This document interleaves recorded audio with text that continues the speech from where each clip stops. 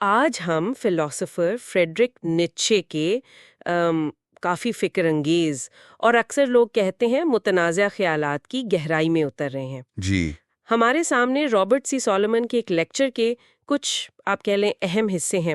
وہ نیچے کو ایک خاص زاویے سے دیکھتے ہیں۔ جی ہاں، سولومن وہ نیچے کو ایک بہت ہی دلچسپ، اشتعال انگیز اور کبھی کبھی خود متضاد مفکر بھی مانتے ہیں۔ اچھا، ہمارا مقصد آج یہ ہے کہ نیچے کے فلسفے کو ان عام غلط فہمیوں سے ذرا ہٹ کر سمجھا جائے۔ ہاں، جو بہت پھیل گئی ہیں۔ بالکل، نیچے کا فلسفہ کوئی تیار شدہ نظام نہیں دیتا، بلکہ وہ ہمیں سوچنے پر اکساتا ہے، خود کو جانچنے اور اپنی زندگیوں کو پوری طرح قبول کرنے کی دعوت دیتا ہے۔ تو پھر آئیے کچھ مرکزی تصورات سے شروع کرتے ہیں۔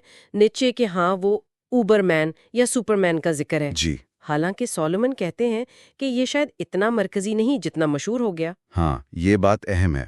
اور پھر ہے ول ٹو پاور، یعنی طاقت کی خواہش۔ جی ہاں، کیا یہ واقعی فوجی طاقت کی بات ہے؟ لوگ اکثر یہی سمجھتے ہیں۔ نہیں، سولومن بالکل واضح کرتے ہیں کہ یہ تصور بہت غلط سمجھا گیا ہے۔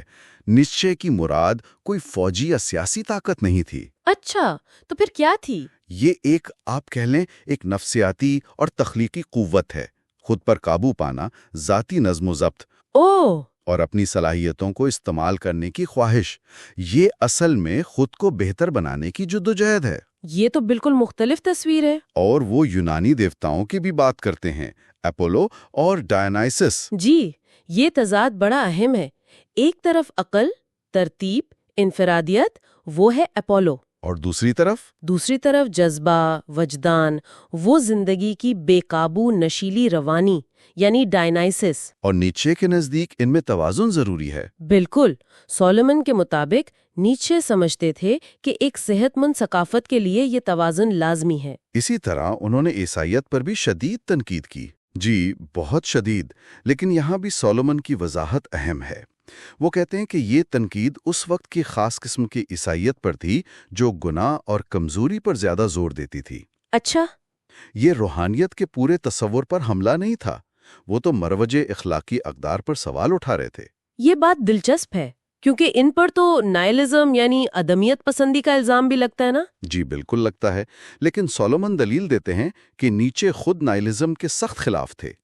وہ ان مروج اقدار پر حملہ کر رہے تھے جنہیں وہ خود کھوکھلا اور آپ کہہ لیں عدمیت پسند سمجھتے تھے۔ تو جب وہ خود کو امورلسٹ یعنی اخلاقیات کا مخالف کہتے ہیں، ہاں، تو ان کا مطلب مروجہ غلامانہ اخلاقیات پر سوال اٹھانا تھا، یہ نہیں کہ وہ ہر قسم کی قدر کو مسترد کر رہے تھے۔ اچھا، وہ خاص طور پر جرم اور وہ جو پچھتاوے کے احساسات ہیں نا، ان کے سخت خلاف تھے۔ تو کیا اس کا تعلق پھر امور فاتی سے بنتا ہے، یعنی تقدیر سے محبت؟ یقیناً امور فاتی کا مطلب ہی یہی ہے کہ اپنی زندگی کی ہر چیز کو، اچھا برا، خوشی غم، کامیابی ناکامی، سب کو قبول کرنا۔ صرف برداشت کرنا نہیں؟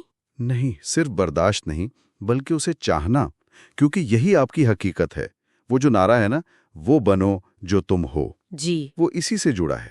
اور جب وہ کہتے ہیں خطرناک زندگی گزارو، ہاں، اس کا کیا مطلب ہے؟ اس سے مراد پہاڑوں سے کودنا نہیں ہے، مطلب یہ ہے کہ فکری جرت دکھاؤ، اچھا، مروجہ خیالات کو چیلنج کرو، بھیڑ چال سے ہٹ کر سوچو۔ نیچے کا یہ بھی ماننا تھا کہ فلسفے کی اپنی زندگی کا عکس ہوتا ہے۔ سولومن بھی اس پر زور دیتے ہیں جی ہاں، کہ نیچے کی یہ جو چیلنجنگ خیالات ہیں، یہ ان کی ذاتی جدوجہد سے بہت گہرے طور پر جڑے ہوئے ہیں۔ تو ان کی اپنی زندگی کیسی تھی؟ ان کی زندگی کوئی آسان نہیں تھی۔ 1844 میں جرمنی میں پیدا ہوئے، لیکن بعد میں سوئس شہری بن گئے۔ جی، اور بہت کم عمری میں، صرف 24 سال کی عمر میں پروفیسر بن گئے تھے۔ لیکن پھر صحت نے ساتھ نہیں دیا۔ ہاں، شدید خرابی صحت کی وجہ سے جلد ریٹائرمنٹ لینا پڑی۔ بالکل، اور زندگی کا بڑا حصہ پھر تنہائی میں گزارا، خاص طور پر سوئٹزرلینڈ اور اٹلی کے خوبصورت مقامات پر۔ وہ حسن و جمال میں شاید تسکین ڈھونڈتے تھے۔ اور ان کی وہ مشہور مونچھیں؟ ہاں، وہ مونچھیں شاید فوجی نظم و ضبط کی کوئی یادگار ہوں، لیکن سولومن کے مطابق وہ ایک ماسک بھی تھیں جو ان کی شدید تنہائی کو چھپاتی تھیں۔ انہیں محبت میں بھی ناکامی ہوئی، لو آندریاس سالومے۔ جی، وہ ایک اہم واقعہ تھا۔ اور پھر موسیقار ویگنر سے دوستی ٹوٹی۔ اس کی وجہ کیا تھی؟ ایک بڑی وجہ ویگنر کی بڑھتی ہوئی سام دشمنی تھی، اینٹی سیمیٹزم۔ نیچے اس کے سخت خلاف تھے۔ اوہ اور پھر ان کی زندگی کا وہ المناک اختتام 1889 میں ٹورن میں۔ ہاں، وہ گھوڑے والا واقعہ۔ جی، جب مبینہ طور پر ایک پیٹتے ہوئے گھوڑے کو بچانے کی کوشش میں وہ ذہنی طور پر مفلوج ہو گئے۔ اور اگلے 10 سال مکمل ذہنی تاریکی میں گزارے۔ جی، اور اسی دوران ان کی بہن ایلزبتھ نے ان کے نوٹس کو خاص طور پر "دی ول ٹو پاور" کے نام سے ایک متنازع انداز میں شائع کیا۔ بالکل، اسی لیے سولومن مشورہ دیتے ہیں کہ نیچے کی جو اپنی شائع کردہ کتابیں ہیں ان پر زیادہ توجہ دینی چاہیے۔ تو ان کی کچھ اہم تصانیف کون سی ہیں جن کا ذکر ضروری ہے؟ ان کی پہلی کتاب "دی برتھ آف ٹریجڈی" بہت اہم ہے، جس میں وہ اپولو اور ڈایونیسس کی بات کرتے ہیں۔ جی۔ پھر وہ مختصر اقوال، افورزمز کا انداز، وہ ہیومن آل ٹو ہیومن سے شروع ہوا۔ اچھا۔ دی گے سائنس میں وہ خدا کی موت کا مشہور اعلان ہے، اور ابدی تکرار، اٹرنل ریکرنس کا تصور۔ یہ کیا ہے ابدی تکرار؟ یہ خیال کہ کیا آپ اپنی زندگی کو بالکل اسی طرح ہر چھوٹی سے چھوٹی تفصیل کے ساتھ بار بار ہمیشہ کے لیے جینے پر تیار ہوں گے، ایک بڑا چیلنجنگ سوال ہے۔ واقعی؟ پھر بیونڈ گڈ اینڈ ایول اور جینیالوجی آف موریلٹی آئیں۔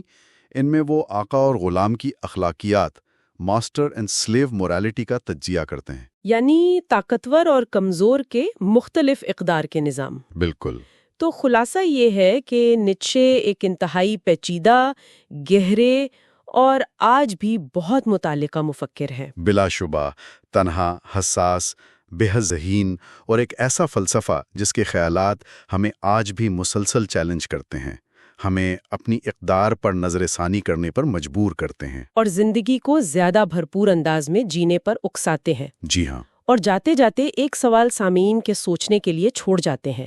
ایک ایسی زندگی جو بظاہر بیماری، تنہائی اور ذاتی دکھوں سے بھری تھی، اس سے اتنی طاقتور، اتنی جرأت مندانہ اور زندگی سے محبت کا درس دینے والی تحریریں کیسے جنم لے سکتی ہیں؟ یہ ایک گہرا سوال ہے۔ کیا یہ فلسفہ ان کی زندگی کے تلخیوں کا ایک طرح سے مقابلہ کرنے کا طریقہ تھا، یا جیسا کہ سولومن اشارہ کرتے ہیں، شاید نیچے کے لیے ان کی تحریریں ہی ان کی اصل بھرپور زندگی تھیں؟